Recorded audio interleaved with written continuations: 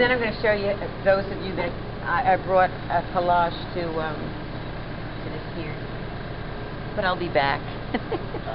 But see how this is starting to bleed through?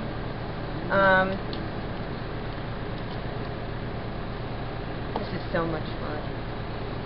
And like I said, from this stage that I'm doing now took me a long time to do, and now that I've done it and I know how to get it done,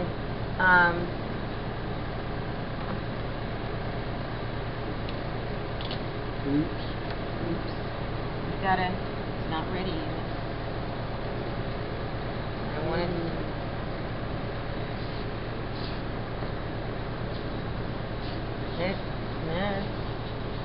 Let's get it started. Sometimes rubbing it gets it started. There we go. See what I did? Wow. Look what happens. Now some of it's going to come up with it. This is so much fun. But if the telephone rings right now, I would not go answer it. If it dries, yeah, you just scream and start again. Well, no. You print that page over. See, some of it is coming up because, but that's the way it works. If you wet the back, does that help? Like you've done before or not? Really? Sometimes, yes. Now it's getting, now, see what's happened is I may have started it too soon. I may have started it too soon because now it's, the bottom layer is sticking. This is how it should work. But sometimes I get impatient. It's not a big deal. Because like you say, you work into it. The whole idea of this technique to put on canvas is that you don't have to do this intricate drawing. It has an undercut, it has an underpaint, you know, an undercolor, and you use it as a guide. You don't even have to use this.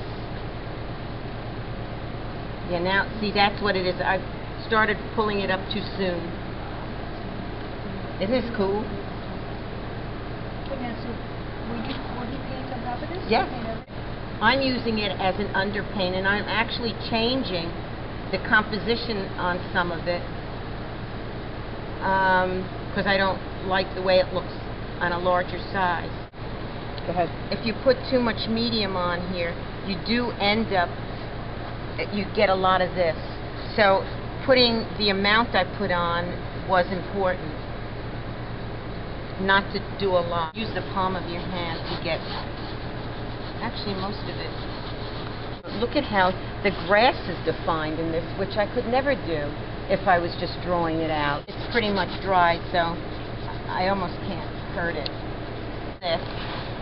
There's absolutely no division between this and the canvas when you paint it. There's absolutely, there's no texture. Wow. Right. That's amazing. It just, and look at how the texture, this, it really is fun. Give it tomorrow or at least 24 hours.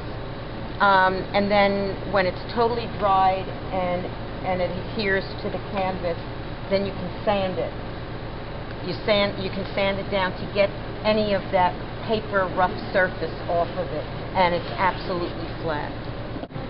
Even when you overlap it, it's not going to show a seam. You know, it'll show a seam, but when you paint it, the seam goes away. And even if the seam remains, nobody even knows. The thicker the paint, the more it disappears. Isn't that exciting?